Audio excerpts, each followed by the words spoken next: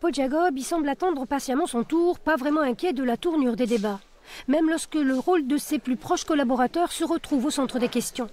C'est par Jacques Costa, comme en première instance, qu'a eu lieu le grand déballage sur l'interventionnisme aigu d'un cabinet politique voulu par le président Jacob.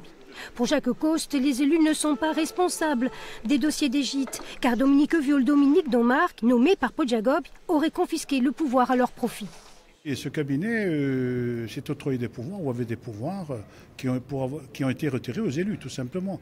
Et en particulier à la commission du monde rural. Vous savez que c'est la commission du monde rural qui attribue les aides aux communes, aux associations. Et c'est vrai que ça peut jouer sur un électorat, c'est pour tenir les maires. Si Jacques Coste dédouane Paul Jacob en passant, l'avocat d'Anticor, l'association contre la corruption, n'adhère pas du tout à la thèse. Monsieur Paul Jacobi a fait campagne pour être élu et réélu. Et lorsqu'il a fait campagne, il a expliqué que si les gens devaient revoter pour lui, c'est parce qu'il avait fait des choses merveilleuses dans ce département.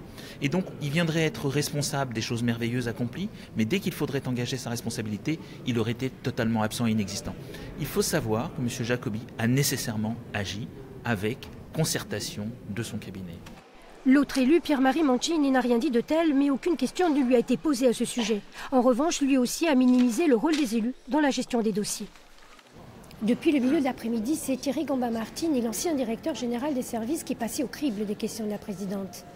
Il admet lui aussi la toute-puissance des conseillers politiques de Paul Jacob au département. Puis il évoque le rôle de Jean Leitch dans le dossier des gîtes. Lorsqu'il était convoqué, et cela arrivait souvent par messieurs Viol et Donmark, ces derniers n'avaient pas avec lui un langage de fonctionnaire. Je pense qu'il avait des pressions de la part de ses conseillers.